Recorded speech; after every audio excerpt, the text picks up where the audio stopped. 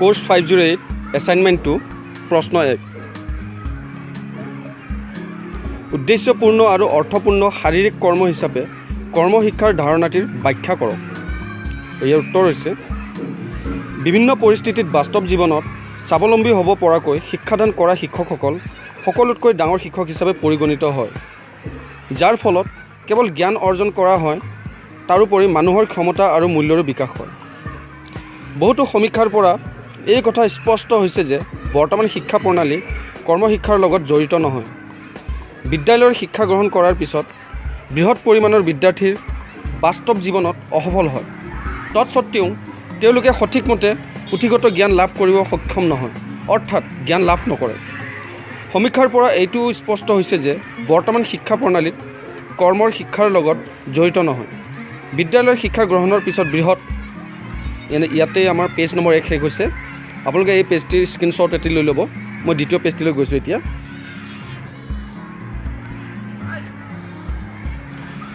পৰিমাণৰ বিদ্যাৰ্থী বাস্তৱ জীৱনত অসফল হয়, কিন্তু এই সমস্যাৰ সত্ত্বেও তেওঁলোকে সঠিকমতে পুথিগত জ্ঞান লাভ কৰিব সক্ষম নহয়, অৰ্থাৎ নাপায়।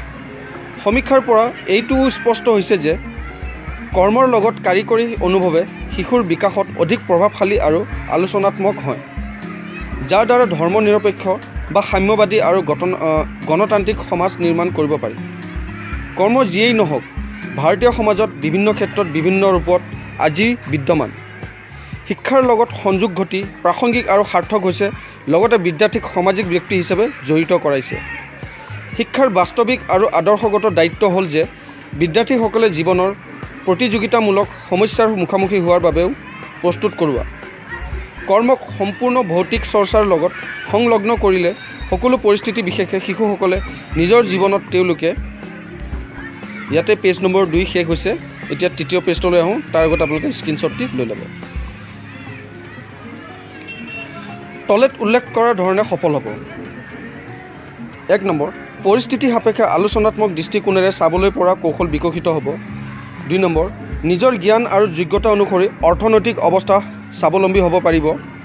3 নম্বৰ, সাম্প্ৰদায়িক প্ৰসাধনৰ অৰ্থপূৰ্ণ জ্ঞান থাকিব। আমাৰ দেশৰ শিক্ষাৰ মুখ্য উদ্দেশ্য এনে হোৱা উচিত যিয়ে নিজৰ প্ৰতিভা আৰু বিকাশৰ সুযোগ প্ৰদান কৰে বা দিয়ে, যাৰ প্ৰয়োজন তেওঁৰ অৰ্থাৎ ব্যক্তিৰ জীৱনত থাকে। ইয়াৰ বাবে এই কথা সুনিশ্চিত কৰিব লাগে যে শাৰীৰিক কৰ্ম বা শ্ৰমক শিক্ষাৰ লগত জড়িত কৰাটো, অৰ্থাৎ কৰ্মশিক্ষাৰ ভৌতিক ব্যৱস্থাৰ অভিন্ন অংগ হিচাপে তৈয়াৰ কৰিব লাগিব। কৰ্মশিক্ষাক শিক্ষণ প্ৰক্ৰিয়াৰ অন্তৰংগ ভাগৰ ৰূপত নিয়োজিত কৰা হয়।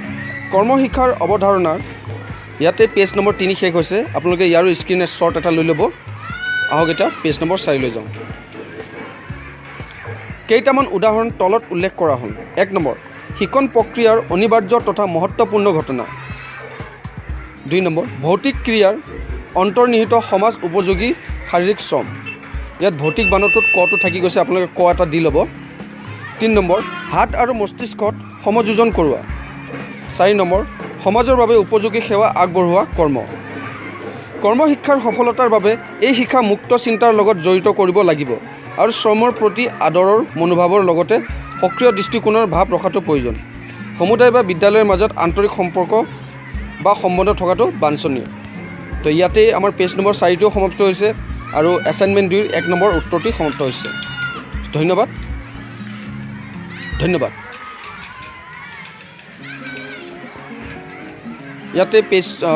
ইয়াতে কোৰ্চ 508ৰ এছাইনমেণ্ট নম্বৰ 2 1 নম্বৰ প্ৰশ্নৰ উত্তৰটি শেষ হৈছে। ধন্যবাদ।